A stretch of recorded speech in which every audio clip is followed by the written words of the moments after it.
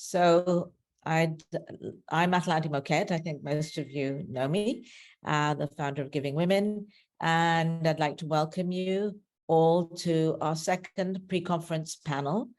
This is one that's very close to my heart because it's the one that's really talking to the women who are on the front line working with women and girls who are suffering from mental health issues and bringing solutions from which I think we can all learn something.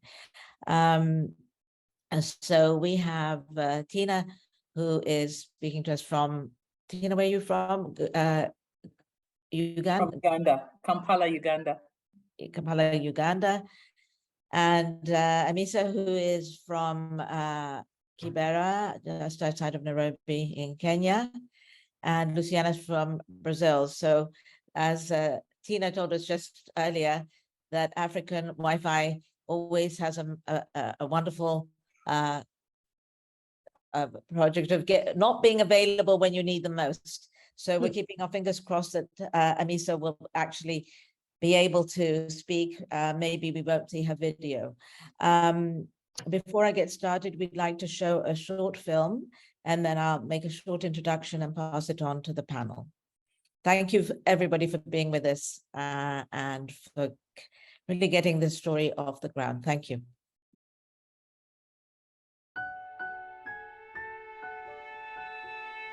Há milênios, nos tornamos quem somos na interação com o coletivo. Mas a forma como vivemos já não é mais a mesma. Somos mais acelerados, passamos a preferir espaços particulares e os muros ficaram cada vez mais altos. Fomos separados e divididos. E de repente nos vemos sozinhas, acreditando que tudo que se passa dentro de nós é apenas fruto de nossas escolhas individuais e dos nossos esforços. A gente não percebe, mas a saúde mental está em todas as esferas de nossas vidas, todos os dias, do momento em que acordamos até a hora de dormir. Está em nossa casa, no trabalho, no encontro com amigos, na sala de aula, na internet, até a maneira que a nossa cidade organizada influencia nossa saúde mental. Já aprendemos a cuidar da nossa saúde, mas olhando para ela por partes. Agora, precisamos exercitar o olhar integral para a saúde mental e perceber o que está acontecendo dentro de nós. Não é sobre estar feliz sempre. Todo mundo passa por momentos de altos e baixos na vida e a saúde mental diz respeito à nossa capacidade de viver com qualidade em todos eles. Não se trata apenas de ausência de doenças. Estamos diante de uma questão de desenvolvimento humano e social, de qualidade de vida, e é preciso agir. Uma sociedade saudável em que todos vivam com qualidade precisa nascer. Mas podemos desde já fortalecer as nossas relações e redes de apoio, oferecendo cuidado a nós mesmos e para as pessoas à nossa volta. Podemos estimular aquilo que nos faz bem, promovendo o nosso bem-estar e também identificar e aprender a lidar com as coisas que nos deixam mal. Prevenir antes do adoecimento acontecer. Vamos começar a falar sobre isso em todos os lugares, com todas as pessoas. É uma tarefa coletiva, diz respeito a todas e a cada uma de nós.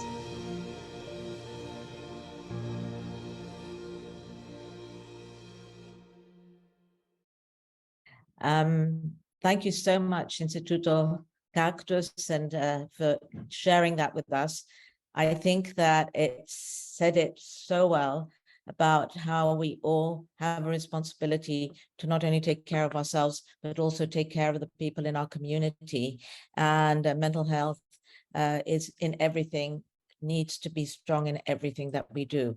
So I'm not going to say anything else. That was a really, really powerful introduction to the panel that we're going to have today. I'd like to introduce my very, very dear friend, Megan Paterson-Brown, who is an associate professor of psychology and counseling at Webster University, but her influence and her work goes far beyond that. She has worked with NGOs in Ethiopia and many others, and it's just like, it's such an honor to have her with us moderating this panel. So I will pass this on to Megan's capable hands. And again, I'd like to thank everybody for being here with us, Fondation d'Arcourt for being by our side throughout this, and for the panelists for being part of it. Thank you. Thank you, Atalante, and thank you, Giving Women, and everybody who took the time to be here today, and in advance to our panelists who are sharing their work from the front lines.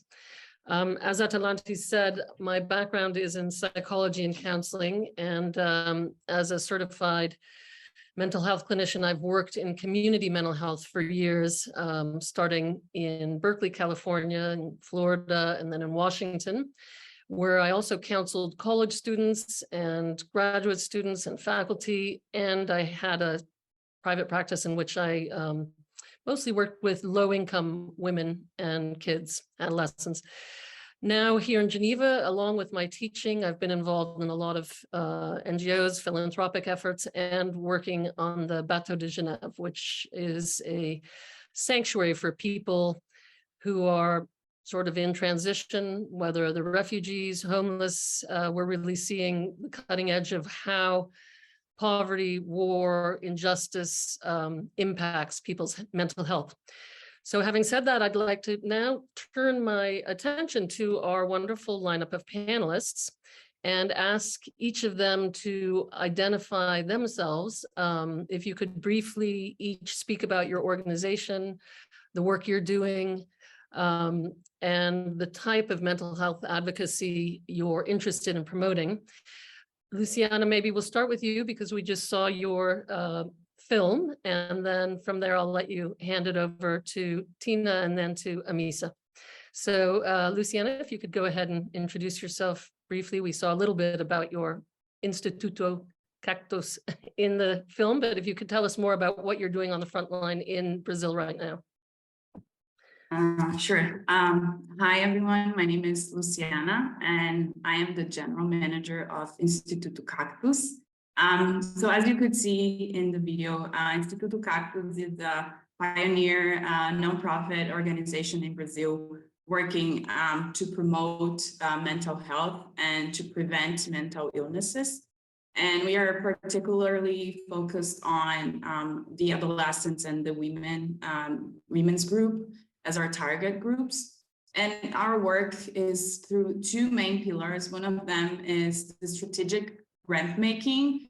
So what we call strategic grant making here is all about finding projects that will have a structural impact on mental health access, quality of care, reducing stigma, and that will have an ongoing and sustainable impact on society. So that's what we focus on when financing projects and funding projects. And the other part of our work is a policy work. So what we do is to work both on a top-down approach and a bottom-up approach, meaning that we influence the political agenda in Brazil to promote mental health, to put mental health on the center of the political and public debate in Brazil. And on the other hand, we also work focusing on a bottom-up approach, which means that we work alongside governments, mainly in municipalities and states, to help equip them to deliver good care by creating practical tools, leveraging technology to do that, and actually strengthening the public healthcare system that is a community-based healthcare system in Brazil. And that's basically what we do. And I'm very happy to be here. So thank you, Giving Women, for the invitation, Atalante, and all the other panelists, and Megan as well. Thank you very much, Luciana. Really interesting to hear your work. And as part of the panel, we're hoping that there will be some cross-pollination, that all of us who hear about innovations happening in other countries might be thinking along the lines of how we could maybe replicate some of those models in the work that we're doing in whatever community we're at. So we'll be taking interesting ideas from each of our panelists. And now let's hear from you, Tina, and your work at StrongMinds. Thank you. Good morning, good afternoon, everybody. My name is Tina Ntulo, and I work for an organization called StrongMinds. We deliver much needed group therapy services for women and girls suffering from depression. Our target is mainly the woman and girl living in either low-income urban settlements of Uganda or rural areas where services are difficult to access. We boast of treating 150,000 people to date, having gone through a simple curriculum that was designed by a lady called Myrna Wiseman and then promoted by the World Health Organization. When it comes to advocacy, we are interested in working with our governments in Uganda and in Zambia as well towards improving access to mental health care services, particularly for the women and girls suffering from depression, and making sure that they are able to do so within the systems that they run for both health and education. So we are making some strides.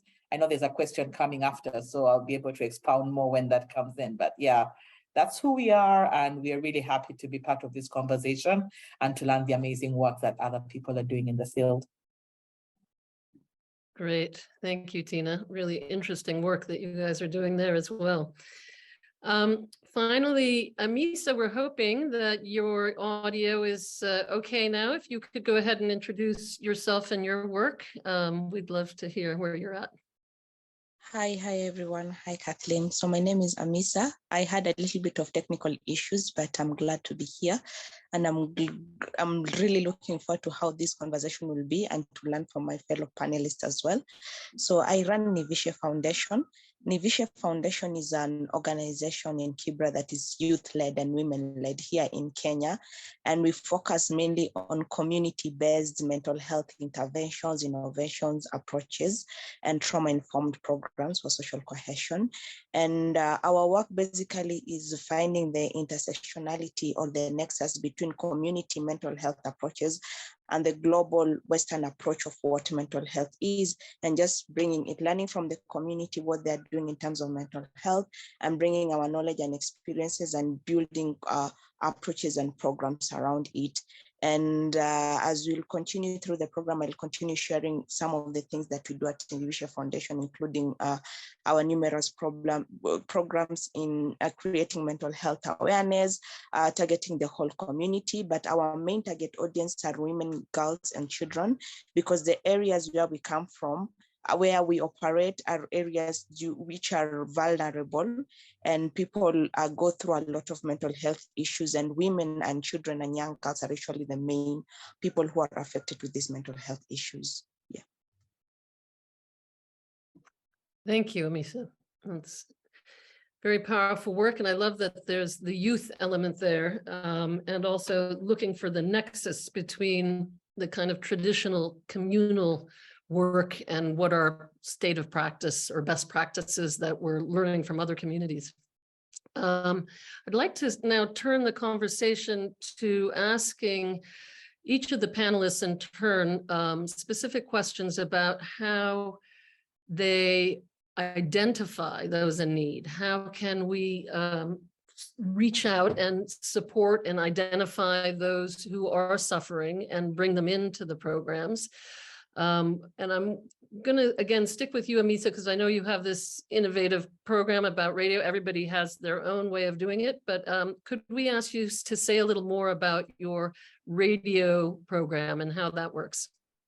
Okay, so with Nivishe Foundation, we work with 4 pillars, and our radio program actually came by when COVID-19 started, and we realized that a lot of people are having Zoom webinars, Google Meets, different kind of online meetings around creating awareness around mental health, but the people at the grassroots levels who don't even have smartphones or who are not able to access Wi-Fi connectivities don't get this information. So we decided to partner with community radio stations and just start having discussions around what mental health issues are affecting the community, what can it be done, and how can we support our community in turn. So what we did is that we partnered with several community radio stations. So our main partner for years has been Pamoja FM in Kibra, which we have garnered a listenership of 300,000 plus listeners tuning in weekly whenever we are having that session. And our session is primarily made in such a way that we don't talk about mental health exclusively, but we make sure that people understand that when you're talking about mental health, it is in relation to our day-to-day lives. So for instance, when we are past elections in Kenya, and we wanted people to understand that even the processes, the choices that you make and the process that you go through the election period can really affect your mental health positively or negatively. So we go to the radio station and simplify these concepts using simple languages around mental health and simple languages that the community can understand so that you can have the discussion. And then we make them, for instance, in this example, we make them understand what is mental health in this context of election. How can it lead to post-election violence? How can we take care of ourselves when we realize that our preferred candidate did not win? And back even to the candidates, how are they going to now move forward when they realize that because there's eventually a winner and a loser? How can we be able to do that? Also in Kenya, we have a lot of cases. Even last week, a young lady committed suicide because of different issues at the community and especially at school because she did not perform well. So how can we sensitize people, teachers, the community level, that we don't need to be losing students because of suicidal cases at the community level? And yet these are the things that we can have discussion around, understand, and offer each other support system. So we've worked with the Pamoja FM, but other community radio stations, whereby the discussion is the same, just making people understand that there is no, like our topic today, that mental health does not look at class, it does not look at background, it does not look at social economic status, it affects us all equally, as since we are all human beings and we have the brain and the mind to be affected. So if we don't take care of our mental health and put the priority and stop thinking that it is for a certain social class of people, we'll end up suffering in the long run. So having those discussions, making people feel involved and making them be able to be autonomous to make their own decision around their own mental health has actually capacitated our ability to continue with the radio talk shows at the community level. Really a interesting an innovative program to outreach and for people in their own homes. I think it seems part of one of our main themes here is how we democratize access to mental health. And this program in which you're able to get 300,000 listeners calling in and sharing their concerns about what current events are seems like a very timely way. Atalanti and Kathleen, I have a question about, there is a question in the chat. Do you want us to address those now or at the end? Sorry, I can't hear you, Atalanti. No, take it now because it is related to what Amisa just said. Right. So when they're related, we'll take them as we go along. As we go along. Okay, so Amisa, we have a question from Nicola, which is saying she's heard that you mentioned some Western models and she's curious to hear more about some other models that you may utilize in your program there. Okay, thank you, Nicola, for your question. So what we are trying to do is that the Western approach is usually the convenient psychotherapy, like counseling services. But for us, we don't go to the community and impose to them and tell them, you need counseling services, you need this approach around mental health. No. So what we do, for instance, we have one program whereby it's community, it's a safe space that we go to the community and then we start having discussions around it. So it is a sort of psychosocial support with the community. So let's say we go to a certain community and the topic around is how to handle postpartum depression. And then we learn from the community, like before in the generation, the traditionals, how have they been handling postpartum depression? Has it been there? How have they been supporting each other? Because we find that for most of them, for some cultures that we've interacted with, when a woman is going through postpartum after giving birth, in order to avoid postpartum depression, the whole community, everybody finds a way to support them. There's for 40 days, like for instance, people will be cooking for that family, providing services for that family, like maternal care for the family, so that they don't get an instance where they'll have postpartum. And then they have the elderly people in the community who will just be there to offer guidance and sort of support to the new mother. So you see, whenever we have that community approach, for us, we have to learn how to just make it better and enhance it, compared to us coming to tell the newlywed that the new mother that you're going through postpartum depression. The only way to go through it is through counseling services. And after the counseling services, you need to do this and this and this and this. No. Also, another thing, another example is around self-care. We've learned from a lot of people, like even in the convenient Western approach, there's different way of self-care. But when you come to the grassroots level, self-care is not the same as somebody who is living in a first world country. So they have their own innovative ways in which at the community level where they practice self-care. Self-care may include when people are doing their chamas. Chamas is like the economic empowerment group savings where they come together, and that is where like all the women, let's say in that circle where they contribute money for economic empowerment, they decide that today we are going to buy clothes which looks the same and dress ourselves up and go out and eat or something like that. For them, that is an ideal amount of self-care where they go with their peers and spend time out together away from their family. So it is more of learning what has been in existing at the community level and supporting it and enhancing it, compared to just having this Western approach and then coming to dump it. But now for us as Nivishe Foundation is not leaving the community approach alone and leaving the Western approach, just bridging it in, so that let's say if somebody goes through the community support, but they actually need counseling services, you can be able to bridge in and decide, okay, you can get the support, but you need further support from counseling psychologists or therapists. So this is how you can be able to get the support from. So for us, it's learning what they're doing and what is here, and then bridging it so that we can have safer communities. Lovely, lovely. Thank you. I'm wondering, Nicola, do you feel like that answered the question? Yes, and it really opened up and broadened, and love to see us being informed by other approaches as well. I think they have an enormous amount of value. Thank you. Yeah, great. Well, good question. Thank you, Nicola and Amisa. So now let's go to this sort of overarching theme of how we democratize access to mental health, how essential and important it is in building community and the power of healing with community.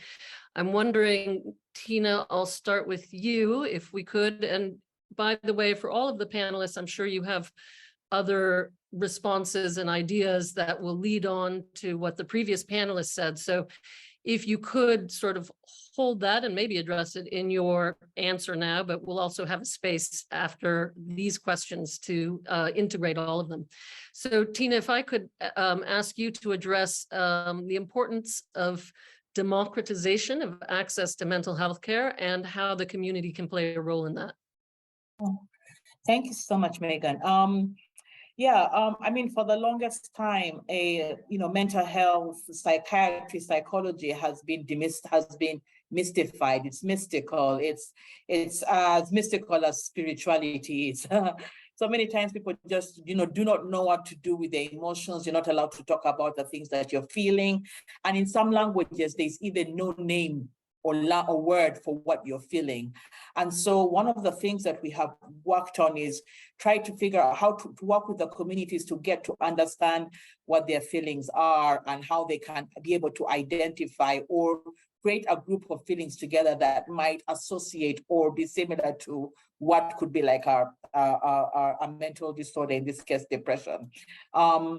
And this really came from the learnings we had from managing malaria, where for the longest time in my country, people thought you got malaria by eating mangoes, because there was a coinciding time when mangoes bloomed, and also there was a bulk of mosquitoes around. So people associated that too, but not knowing that actually it was the mosquitoes. So it's the same thing. It's just like trying to see how do we get people to understand that when this bulk of symptoms come together, it is not something that you have done for yourself. It is not something to be ashamed about, but it is something for you to seek help. So we, like Amisa and her organization, also do a lot of radio work. And what we do is that we run what we call audio skits that are designed and developed by the women who've gone through depression and who've gone through therapy. And they supported us to design these skits. They're delivered in the local language on radio, and they're followed by a call to action where a person can then sign up by themselves on a short code, and then they're able to register in for therapy. We then call them back between 48 to 72 hours. The other thing that we have done is that we have created what we call job cards, or simple conversation guides that are not talking to, but are encouraging dialogue around how people feel in terms of mood, in terms of sadness, and also around the events that might trigger people to end up depressed. And they have these conversations in the community. And then there is a call to action. And the call to action at the end of those dialogues is, if you want to assess yourself and think about questions around whether you feel that you're not well, come and talk to me. And then the community mobilizer, who is also in charge of mobilizing patients for malaria, HIV, maternal health care, sexual reproductive health issues. So they know their communities very well. And they're also able then to conduct this assessment. What then happens is that those who sign up are then called back by either a staff member, or they'll be visited at their home by a community volunteer. All of our volunteers that we work with, 1,400 of them, are within either the health or the education system in Uganda.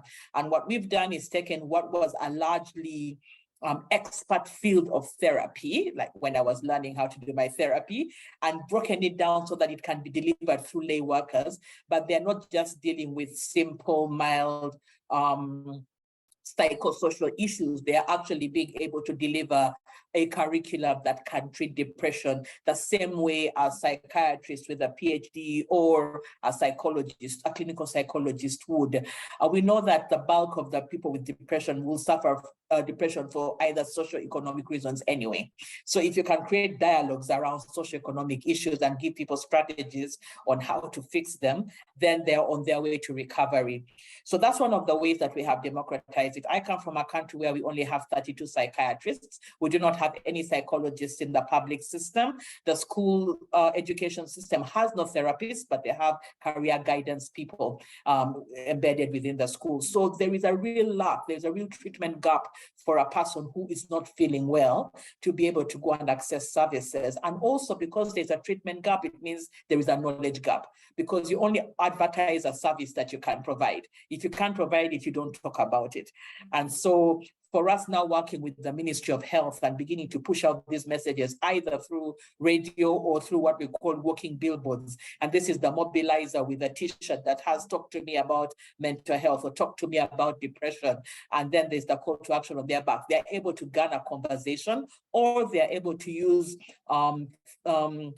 meetings and gatherings where people are meeting in their communities, and they're able to start up conversation. So what we've done is that we've taken the conversation out of the counselor's room, which is classic Western, into the community, which is, this is how we get stuff done. And because of that, we are able, and this is why we're able to boast of this 170,000 people treated. In Uganda this year, we are going to treat about 70,000 people. Ghana is going to, Zambia is going to treat about 20,000 people by year end. And it's simply because these conversations no longer happen in the health sector, in the hospital. They no longer happen by experts. They are now being given to community lay workers to carry out on their own. And then also the treatment is done by them. And we are seeing amazing results. Most of our clients most of our groups come back with a between 70 to 80% depression-free rate at the end of 8 weeks, which is super amazing if you compare that with depression-free rates from any other country. Yeah. That's very impressive. I'm curious if you could share with us what are the metrics? How do you measure when people are reporting that they're feeling less suffering of whether it's depression or anxiety? How's that being tracked? Okay, so we are focusing on depression mainly right now, and what we are using is the patient health questionnaire. It is very simple to use. It is recognized by almost all medical fraternity and the psychologists as well. It has been tested and approved for Uganda in many of the local languages and has been translated and used widely by people. So it's simple. It uses a language that communities identify with. And that's one of the reasons why the interpersonal therapy for group works. Is that we're having this conversation as a group of people, as opposed to me being whisked off into a room to talk about things and then feeling that I have to hold them confidential. No, it's a community conversation and we're all learning from each other. That works very well with people in our culture. And then secondly, it's also talking about what we are going through, what we are experiencing, and then using that to identify what names we can attach to different feelings and why we have them, and then how do we make sure that when they surface, what do I do about it? And then they can share notes and exchange ideas. So also that pressure of not having to feel like I have to come up with a solution by myself, but I have a group of sisters or brothers or fellow children who I'm going through therapy with, and I am not alone in addressing this. So we do the PHQ-9 at the beginning. The lay counselors are very capable to do that, or we do it on phone depending, and then we do it at the end of each session, and then we track 6 months and 12 months after. And we have found that the depression-free rate remains relatively the same within the 80s over 6 months and over a year after therapy. Yeah. Wonderful. Thank you so much, Tina. I know that there's more along those lines that are very interesting individual stories that you've shared that I'll come back and ask some of the panelists maybe to choose one story that could highlight one of these transformational experiences, if you're willing to do that later. You did touch on the role of the Ministry of Health, and that brings me to the next question that I'd like to ask and direct towards Luciana next, and then amongst you two, you can ask each other things too, of course. So Luciana, I'm wondering, given your institute is really working closely with sort of the national public health system to raise awareness, and I'm interested to hear from you if you could tell us how much government support do you have in the national health system, and how much work have you been able to accomplish with the policy and awareness raising and oversight in your work there with Instituto Cactus? Thank you for the question. Yes, so for us in Brazil, working alongside governments and helping strengthen this debate and public policy is very key, given that 8 in every 10 Brazilians, so 80% of our population, is exclusively dependent on our national healthcare system, our unified healthcare system. In Brazil, we have one of the largest public healthcare systems in the world. So our work has to go through the national healthcare system if we want to have a sustainable impact in Brazil, knowing that this is the model that most of the population get access to. So if we know that this model is well built, well designed, and that we can monitor that, it means that most of the population is getting access to good care. So, and it's interesting to say as well that our model in Brazil, so for over 20 years after the psychiatric reform in Brazil, we have now a community-based healthcare model, which is a public healthcare model. It's based on a multidisciplinary approach. It's based on the territory, and it has indeed served as a model to other countries. So Brazil implementing it over 20 years ago. So, I mean, this is all to say that it's kind of a non-negotiable, working with governments. And how we do that in Brazil and at Instituto Cactus is that we see that we need to work both on a top-down level, so knowing what are the key directives, where, how the system is designed, how the care is being delivered, and how we can improve that. So just to give you an example, we monitor and we influence the political agenda like weekly, like we monitor that weekly, and we come in and we strengthen this debate every now and then. We are working to create a public policy for to having a mental health care policy at schools for adolescents. And we also worked on an agenda highlighting for key commitments for the presidential elections that are just ongoing here in Brazil. So I really relate to what Amisa was saying, that, I mean, elections are a really powerful moment where we can influence the direction of where the public policy is going. So we have this document all based on, evidence-based, based on data and what it would be important to Brazil. And we have been able to select 4 key priorities. And now we are still working along, we're still working with the candidates for them to commit to those priorities. So this is more on a macro level, like influencing the design of the system itself. But it's also important to know that the care is already being undertaken in the territory, and that the municipalities and states are already, delivering the actual care. So we also ask ourselves, how can we equip them to do that better? How can we improve our healthcare system on a day-to-day basis, not only on the macro level and like the agenda setting level, but also what are the tools that, if you go to get access to healthcare today, what services do you have available? And what we've been working on this more bottom-up sort of approach is we have been creating tools, most of them leveraging technology. So let's say we started a project with an organization in Brazil and with a pilot city in the northeast of Brazil, where we help them to create a dashboard with indicators and data, so they could actually have an informed decision-making process that would actually impact the way resources are distributed in the territory and how key decisions are made on how to deliver care in the territory. So this was something that was not done before. So sometimes it surprises people that it's so common in, if you go to the private sector, knowing that, KPIs and dashboards and data, like this has all been tracked and measured and it's been taken into account for every decision-making process. But it's not true. That's not true for the public healthcare system in Brazil.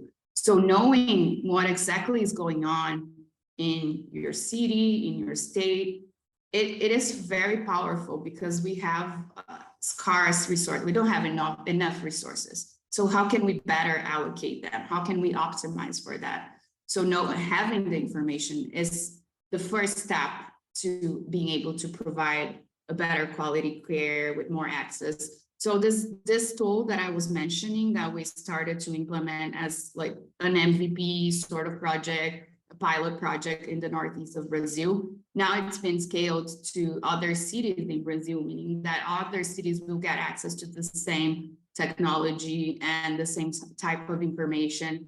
And what is important to say is that this is not something that we just came in and we told them you have to implement that. It was a work that they also worked alongside our project, giving us what they needed, what was important for them, what type of information would be key, and how they would want to see that, what type of a panel, UI, UX sort of discussion. They were all part of it. So I think that's important as well, that we work as a voice of civil society, and we support and strengthen what the government is doing, but we are also very empathetic, and we really want to know what they want and how we can help them achieve that. That's a great note to just redirect for a moment here. Thank you so much for that description of the work you're doing. I know that Tina has some interesting angle on this and the work that she does with kids. And I'm just going to say we're at almost 1 o'clock here. So we have about 15 minutes to finish some of our questions and then have Q&A and wrap up. So I'll move to Tina next. If you could speak to that, Tina, your what that brought up for you while you were listening to Luciana, and then we'll go to the next question. Thanks. Yeah, thank you so much, Megan and Luciana. I mean, when we grow up, we would like to be where Brazil is right now, because their reforms in mental health care are amazing and impressive. So we are still further down the line. And like I mentioned, we work with about 1,400 volunteers. 150 of them are from the teaching or from education, and the others are scattered between health and parasocial work. And there's no way we are going to be able to create a service that meets the needs of the entire country, just going one village at a time. So the other side, or the other coin of our work, is around advocacy. And one of the ideas that we came up with was to have those who are affected by the problem actually speak for themselves, similar to what Amisa and Luciana have shared. And we worked with about 30 kids from different parts of the country, and trained them on how to speak up for themselves, how to do advocacy per se. And they presented a poem and a skit to a cross-section of stakeholders, including ministers, people from the Ministry of Health, Education, and also parliamentarians. And one of the things we have seen, I mean, things are moving so fast. Every day I get a new report. But one of the things we have seen now is that the Ministry of Education is actually discussing releasing a circular that is going to mandate all schools to set aside a week for an hour a week for mental health care. And the other thing that's just happened this morning is that we were visited by 2 clerks from the parliamentarian committees for health and for education, and they have just presented a petition to Parliament 2 weeks ago, and the Deputy Speaker asked them to go look for their own data as opposed to just speaking on their own. So they've come to us and requested us to help them, direct them on where they're going to look for support. And all this came from a poem and a skit by some 30 children. So it is amazing that we can actually get the people who are suffering. We don't have to speak for them, but we have to open doors for people who are going through these difficulties and support them to connect with government, even as we build capacity of government itself to do its work. So that's like a two-sided coin, for lack of a better word, on how we are engaging with government. Thank you. Thanks so much, Tina. That leads me to one of our last questions. There's 2 more here, if we can fit them in. And it's interesting, actually, because you, Tina, mentioned that in some of the local languages, there are no words that connect with feelings, and how difficult it is to actually be able to identify and have your experiential reality affirmed if there are no words, that if it's unspeakable, and if there is this, as you called it, a mystery, and in many societies, a certain shame that's attached to the confession of feeling vulnerable and feeling, insecure and struggling and suffering at any kind of level. So I'm interested in the conversation we had a little bit earlier with Amisa, in which we were just also looking at what happens between the cultural and religious traditions in terms of the stigma about mental health. And Amisa and Tina, maybe you can address this in tandem also. What are the traditional spiritual or religious traditions that help you in your work, and which do you need to work against in accessing, helping people identify what needs they have and how to speak to their suffering, give voice? Maybe start with you, Amisa, and then if others want to join in, we can go from there. Okay, thank you, Megan. I think that's an interesting point. So what I do apart from running Nivishe Foundation, I actually volunteer. I co-founded a counseling center. We call it Dawa Counseling Center inside a mosque. And that is something that I do for the Muslim community, because one of the main reasons that I started the Nivishe Foundation before it became for the whole community is for it to serve the Muslim community in Kenya, not only because of the underrepresentation when it comes to these policies around mental health. You find that there are no Muslim women in those boards or in those committees, but also because we find that since I come from the same community, I know the challenges that women go through, and due to lack of understanding of what the religion says and what is being practiced, we tend to lose ourselves and not get the necessary mental health support. So my first degree is in Islamic and Arabic and Islamic studies, which I'm really glad that I took it before embarking on my journey on mental health and counseling psychology. So what I've been doing is that I usually get invited to Islamic conversation radio stations, TV stations in Kenya, because I'm a thought leader in mental health from the Islamic perspective here in Kenya.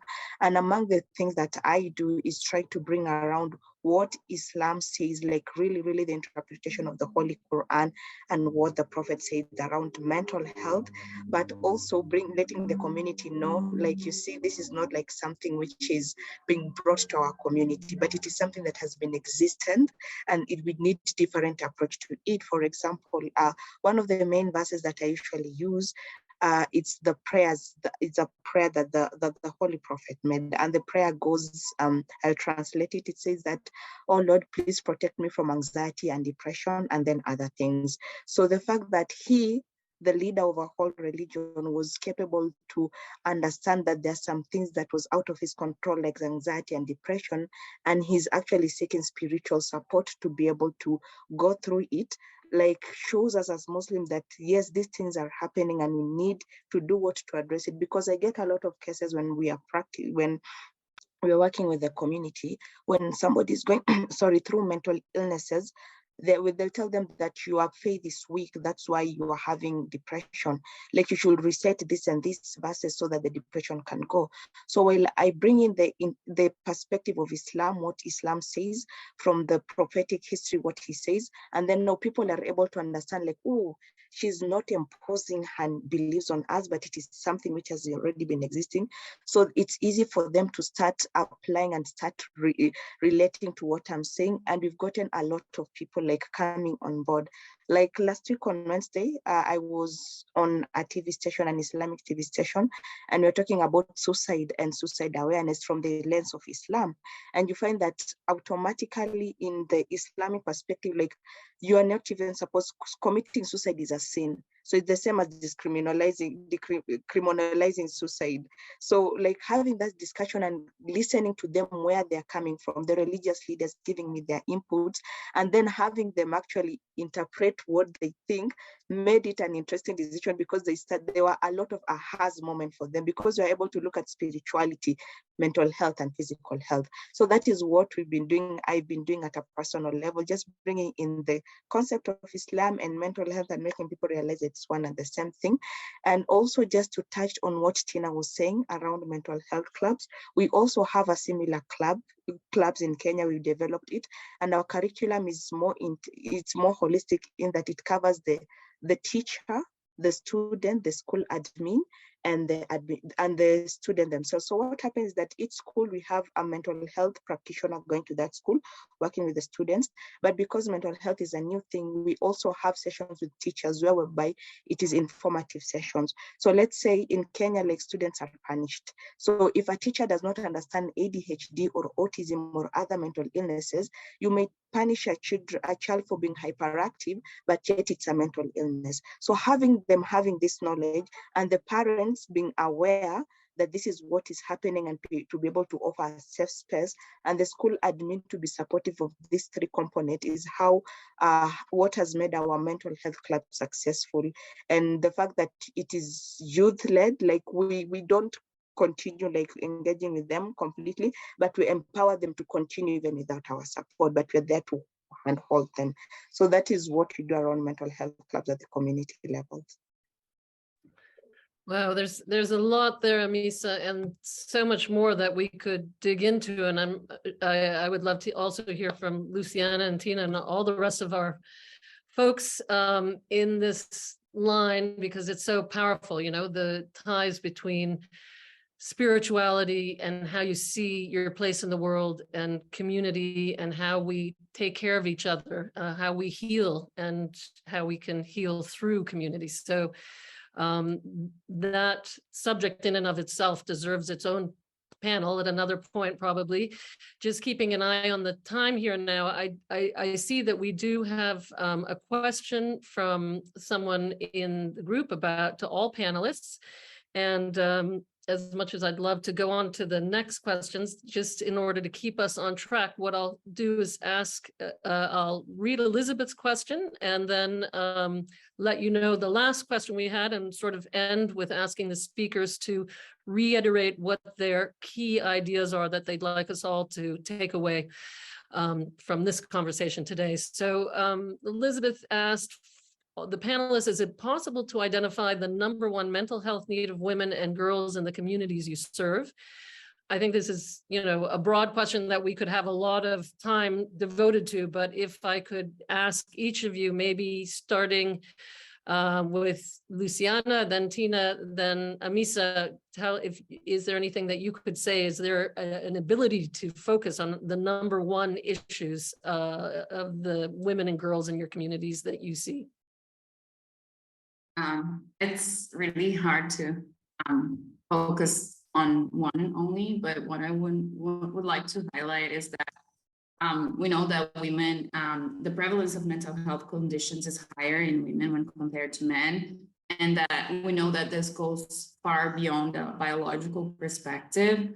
So for instance, I would say that violence is a big factor, early pregnancy, unemployment, and also heavy household burdens.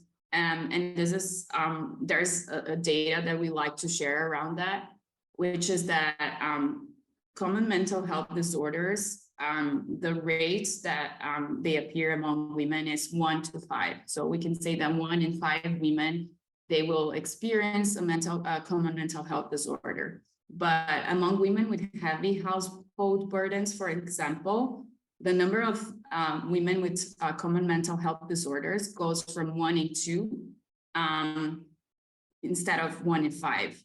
So looking at the structural risk factors and what is the setting, what are the opportunities that women are given, and what are some of the risk factors they are exposed to. I just want to highlight that it's key for us to move the discussion to this sort of risk factor and how women are particularly affected by, you know, things as I said before, violence, early pregnancy, and things like that, and heavy household burdens, versus, you know, keeping the discussion on a biological perspective only, which is unfortunately still the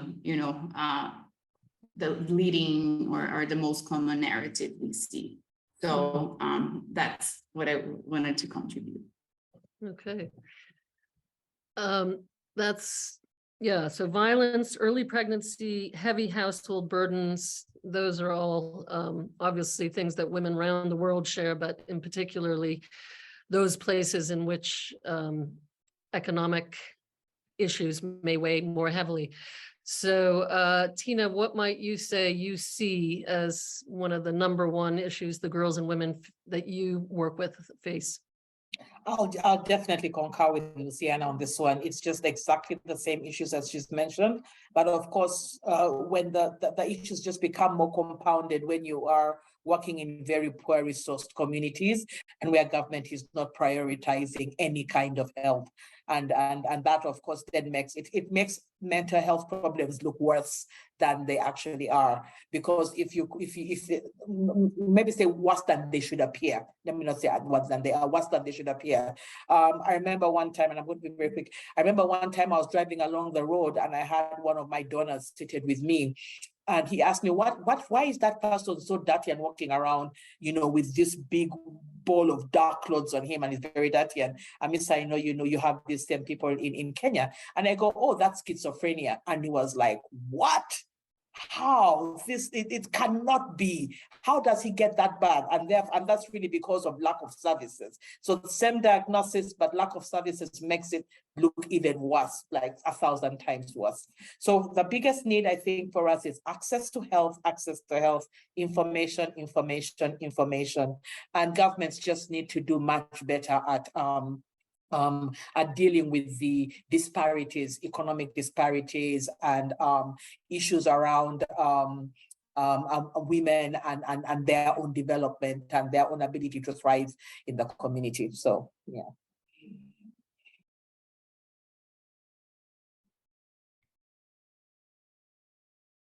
Sorry, I wanted to unmute myself. Let's hear from Amisa now. What would you say is the #1 issue that you see the girls and women facing in your? For us here, I think because we have programs working, psychosocial programs for teen mothers and young mothers and teenage girls, one of the main things that we find is lack of resources. Like, we know the root causes of some mental illnesses and mental health issues is poverty, violence, insecurity. We can all name these inequalities and all those, but the lack of resources, because for us, for instance, we serve a certain population, like number in each cohort, we usually take a cohort of 30 to 50 young women.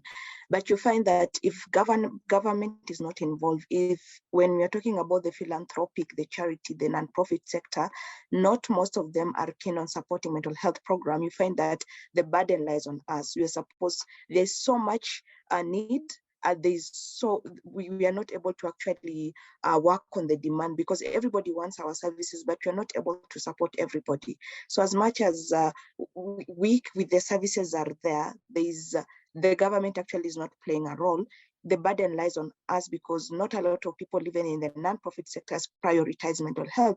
And sometimes most of them can say that for mental health, you cannot be able to see the immediate effect. Like, you see the immediate impact, because if I'm supporting, let's say, a school, or if I'm providing clothes, if I'm providing food, like, people will be nourished. But for mental health, like, people heal differently, people have different experience, background, knowledge on how to walk around their mental health issues. So it is usually tricky to even convince people, like, you need to support certain program. So it is also a call for people who are in the philanthropic centers to intentionally support community organizations, like for Luciana, and we are working on even for Tina, so that we can be able to have the resources to be able to reach a lot of numbers of people, not one time, but continuously bringing in the impact. Because we do our part, but if you're not supported, we can't be sustainable to continue this for longer years.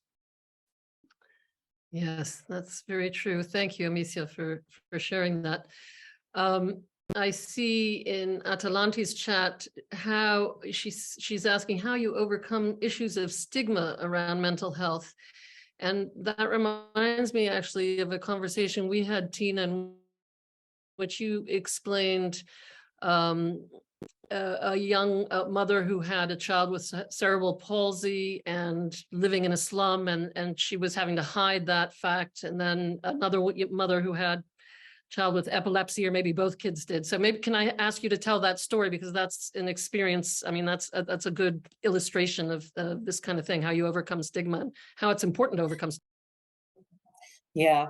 One of the experiences I had a long time ago when I was starting out in my mental health work was we used to run clinics, and 2 ladies who were neighbors show up at the same clinic. And of course, they're looking at each other sheepishly because they know it's a clinic for people with mental disorders.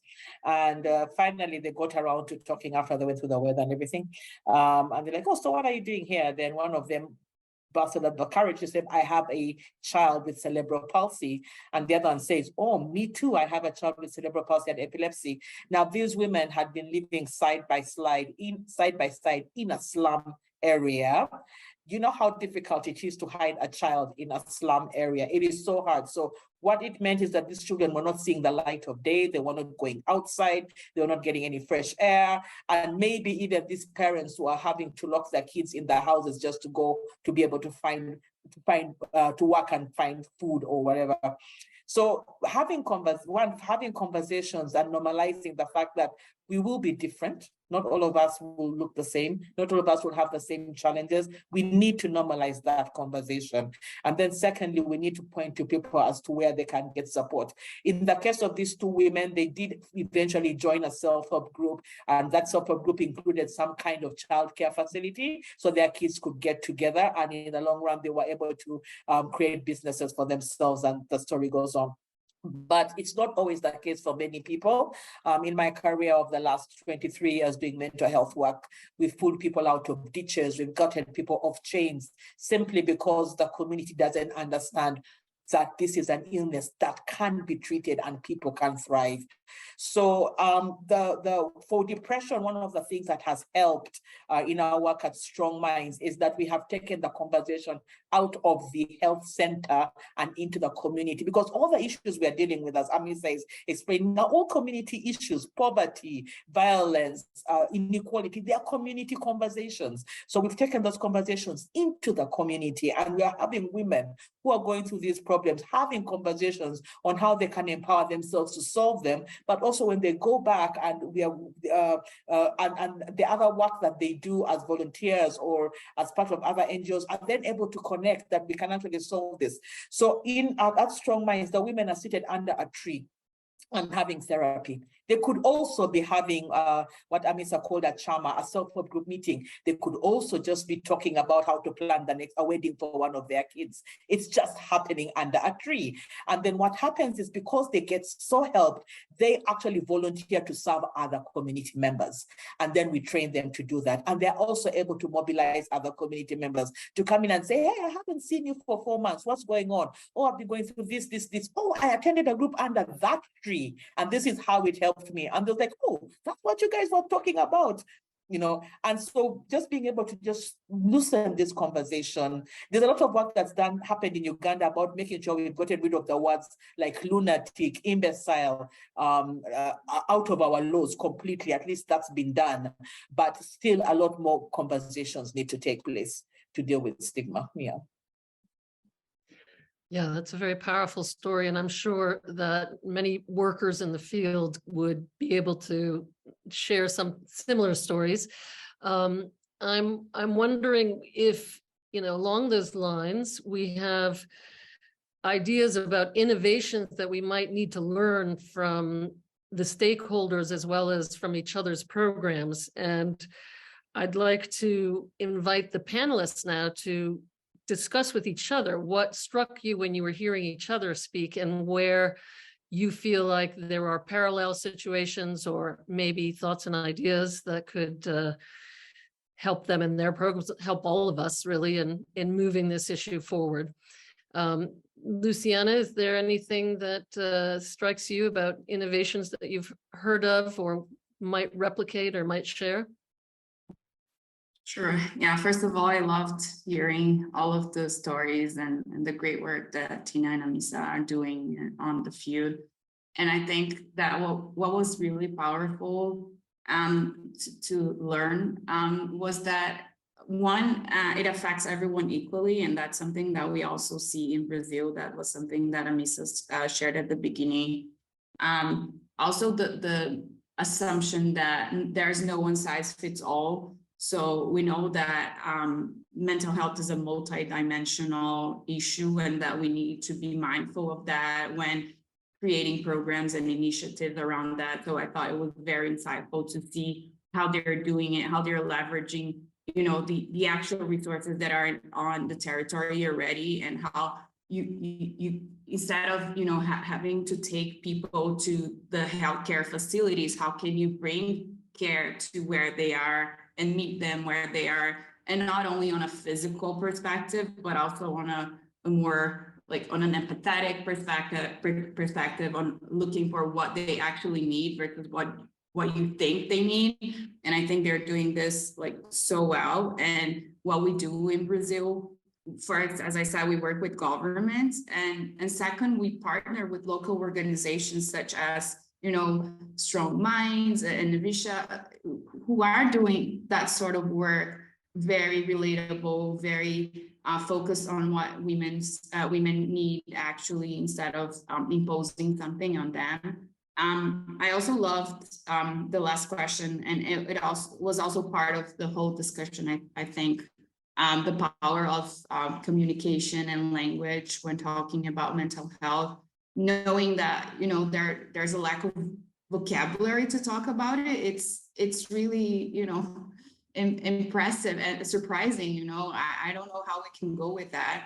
And I think one thing that I would offer is that what we are doing here in Brazil is to try and focus the discussion not only on treating conditions, but also on preventing them. Otherwise, we'll just, you know, have a society where we are always playing catch up. We're always catching up and trying to treat. We're not building a healthier society. If we don't think about it structurally in a systematic way, we'll keep having the same problem. And when talking about stigma, we need to talk about it. We need information. We need to show that this is not, you know, an issue that only affects the minority of the population. This is everyone's business. So this is what we're trying to do in Brazil by, you know, creating the manifesto that we shared at the beginning. It's to make it a collective issue, and it's to show that mental health is not only an issue, because I think oftentimes people see mental health as the problem. It's the problem that needs to be fixed. But mental health also offered a huge opportunity for social development. If you have good mental health, you have better education, you have better social care. I mean, it's all very related, and we need to be mindful of that. And we need to change that narrative as well of, you know, is mental health hindering or fostering social development? And how can we change that? How we can change even the narrative around mental health as a powerful tool for change. So I loved being part of the panel and learning from Tina and Amisa, and really powerful to see how we all have, you know, similar issues that we are facing, and how we can, by sharing them, it becomes more powerful, it becomes more effective. So thank you again for the invitation, and I love to hear the conversation. Thank you, Luciana, and thank you for that nice overview. What I'd like to do in kind of moving towards our closure here is to ask, as we had with Tina, maybe I'll start with Amisa, and then either if Tina has another story, or yourself, Luciana, some short example which illustrates a healing that you have witnessed. And it's also very useful for us to understand the human faces behind these statistics and realities, and we know that that touches us most profoundly when we can relate it to an individual experience. So Amisa, I wonder if I can start with you. Do you have a short story, an illustration of something that you've witnessed to share? Yeah. So with our community radio stations, so because we've really worked on it, and we've branded ourselves around the radio stations. So I think I was passing by, and I was wearing our Nivishe, like the Nivishe t-shirt, like you can be able to see it if I've just, like, you can see it on the screen. So I was wearing the Nivishe t-shirt, and I was passing the street. I did not know this young man, and he came and told me, you know, I usually listen to you at Pamoja FM. And I'm like, oh, we usually get that people telling us that we usually listen to you at Pamoja FM. And, you know, he told me, you know, when I was the other time, you're talking about brain chemicals and how how when we're talking about suicide, it is not a personal, like it is a mental illnesses. I used to think that I have been possessed by something because I used to have what we call now suicidal ideation.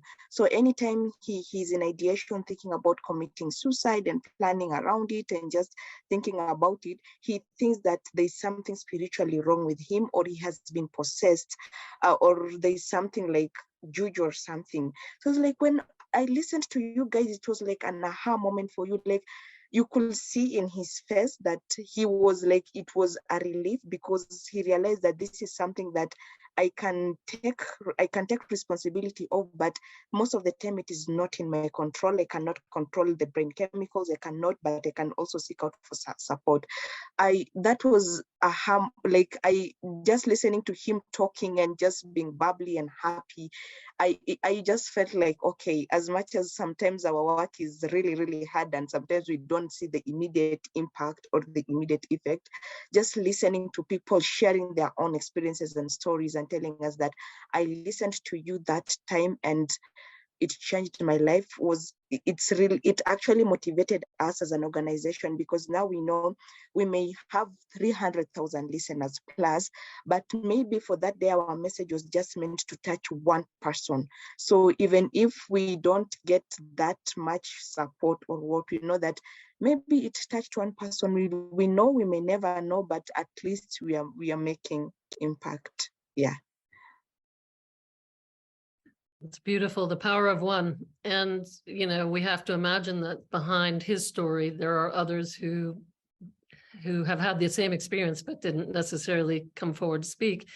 So, and it's a lovely win-win, right? When you see that your work is making an impact, it gives you more inspiration to keep going. And I'm sure, as you say, there are days in which you really need that inspiration because the suffering is huge and the need is great. So we need to keep reminding ourselves that these individual souls and these individual lives have a knock-on effect. They have, if you're helping them, that's helping all the people they're in contact with.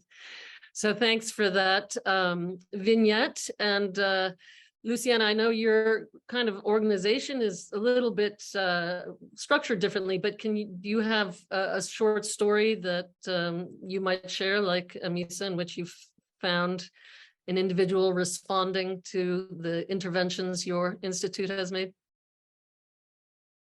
Sure. I'll make it short because of the time. But one of the organizations that we have supported in Brazil is an organization that is also geared to vulnerable women and providing emergency healthcare. And we funded a project with them to provide this emergency mental health care on a group setting as well, So not only, one-on-one appointments, but also trying to leverage the power of the group. And I think one of the very powerful feedbacks that we got, testimonials after the intervention was implemented, was how powerful the group could be, just so they could relate to each other and they could see that most of their suffering was not coming from who they were as a person, as a woman in individually, but from a societal level. And even when they didn't speak, even when they were only listening to what others were saying, the healing process was already going on for them. So I think this is very powerful when we think about models of care, that many times we assume that there needs to be a talk, there needs to be like speaking involved, but many times by just being part of this group, that makes it a big, like it's a part of a bigger thing, instead of, just making it about yourself. This is already like very powerful and can be used as a therapeutical or intervention and can have healing effects. And one of the things that one of the participants shared is that she felt that this group was sort of a patchwork, a sort of design in which each participant would come and add its part of, the fabric to the whole patchwork. So it was a mix of different fabrics combined all together that would make this huge like design that would make sense to all of them, and that could be very inspirational to all of them. So it's part of the group process. It's part of the sharing. It's part of the relating to each other. That can be also a very inspirational story. That's so lovely. And the image of that quilt that's interwoven by all the women's stories, and you know, that you could have this quilt that then overlays everyone. That it's really a beautiful image, and one in which we've had some other projects. I'm thinking of Red Thread and different things like that, in which women have actually done sort of artwork in embroidering their stories and healing from trauma and allowing those patches to be pieced together. The other thing that Luciana touches on that I think is really powerful to highlight is what I've witnessed in our work here on the Bateau de Genève, and also because of COVID and some of our online integrative community therapy groups that actually came from a model that was started by Barrancos out of a favela in Brazil. But this idea that even if you don't say anything, when you go to the group and listen to other people's stories, that it touches all of us and allows there to be this sort of quantum healing effect, because things that you might not have known how to articulate, or maybe not even allowed yourself to identify, are given voice to by other individuals in the group.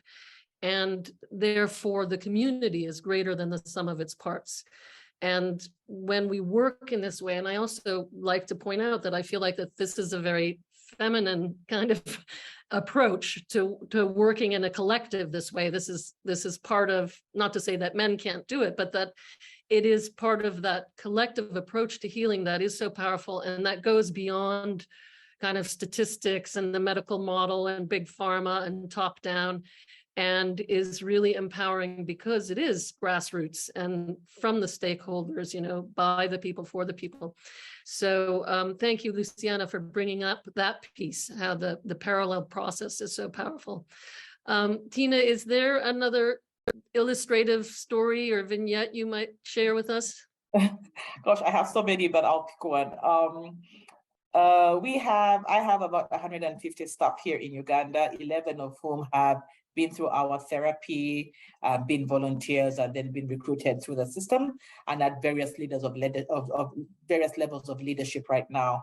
And I was talking to one of them. I normally have conversation with my staff, and I was talking to one of them, and she was telling me how back in 2015 she was so depressed and life was so hard, and she did this group therapy with her peers. But what was interesting was not so much that she went through therapy, because you could see that she's better, but she said to me, "You can't believe it, I am still in touch with my group. We have done weddings, we've done birthdays of our kids, we've gone for funerals together, we've set up savings schemes, we supported each other through the COVID." And it's just amazing to see that this band of sisters continues to support each other almost 10 years down the line. You know, it's now 8 years since they completed therapy, but they're still together as a sisterhood, supporting each other through life's events, both good and bad. And that was amazing.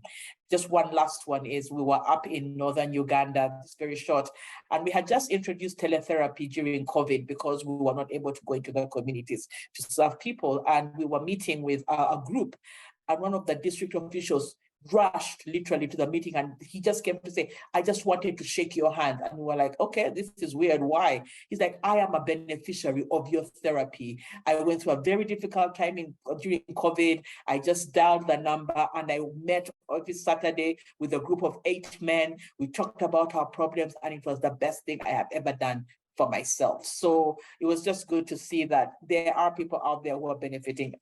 Yeah, so those are 2, but I can give you 1,000 stories, but those are 2 that I'll share. Yeah.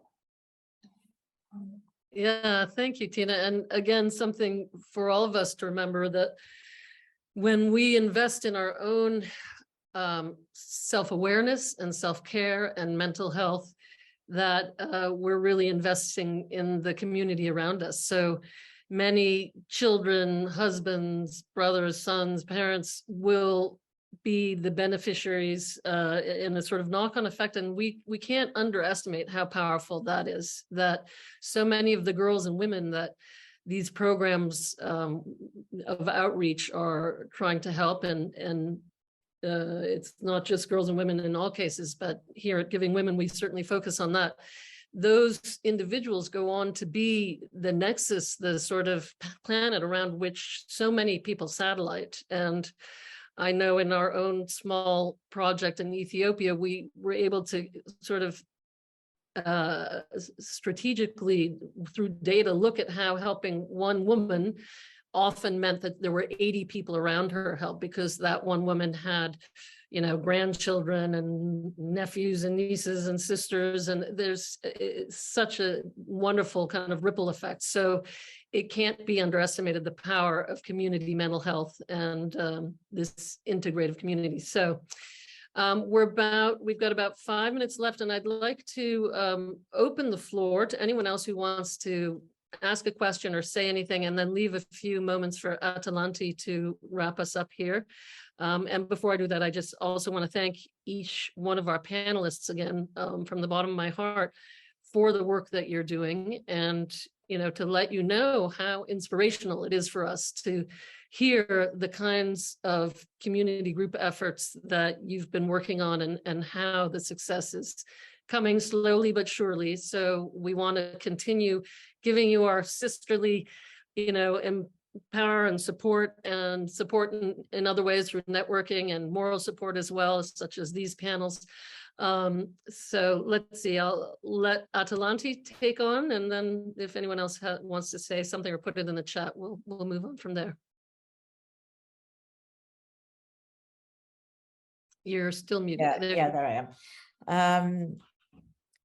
I knew this panel was going to be really powerful, really moving, but it has gone beyond all expectations on every aspect. I don't even know how to begin sort of summarizing, but we touched on everything from the importance of community to the sharing of knowledge. And I think one of the important things about these panels that we put together is also bringing people together to share their knowledge, to share their experiences. And I hope that our panelists, who have been so articulate, so honest, so clear, so insightful, so profound, have also had the opportunity to create new connections amongst themselves and learn from each other. And clearly from the comments that you've made, that has happened, which is really the magic of the panels that Giving Women tries to put together. I think that many of the things that we've touched today are really a springboard to many of the things that we're going to be talking about on Thursday, on the 6th of October, on the in-person and online conference that we've put together. The importance of recognizing the existing communities which have within themselves the power to heal and to teach us how to do things better. The importance of psychosocial support, the awareness that isolation and not having the power to take control of one's life because of poverty, because of violence, because of education, and how women and girls are often the most vulnerable in those situations, and how you three are doing so much to change that. So Megan, thank you for doing an incredible job with the moderation, really, really powerful. Thank you all for being with us today, the wonderful and attentive audience that we had. We have many acknowledgements from our audience for the great panel that you've put together. And we look forward to you joining us on Thursday, online or in person. And I think one of the things that came out very, very, very strongly is we need to talk about these things. We need to have awareness around each one of us being aware of our own mental health and our fragilities, but also we need to talk about it to a broader public, to recognize that people in underserved communities, it's very good to give food, it's very good to give housing, but deep down, nothing can work unless we are able to support people's mental health. So thank you all so, so much for an absolutely inspiring panel. Thank you so much. Thank you. And thank you, Atalanti, and all of your team, Kathleen and Eliana, everyone who's helped you put this together. It really does take a village and a communal village, an online Absolutely. So blessings to all.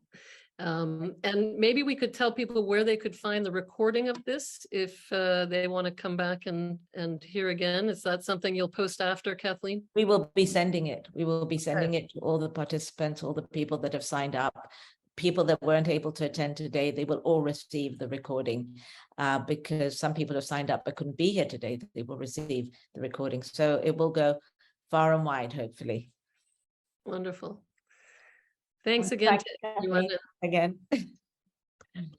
Yes, cheers. Let's all give Cheers. Thank you. Thank you, everybody. Take off your mute. Thank you so much. Thank you, Megan, for an amazing Thanks, everyone. job. Thank you, Luciana, Tina, Kathleen, Amisa. Thank you. Take care. Thank you. Thank you.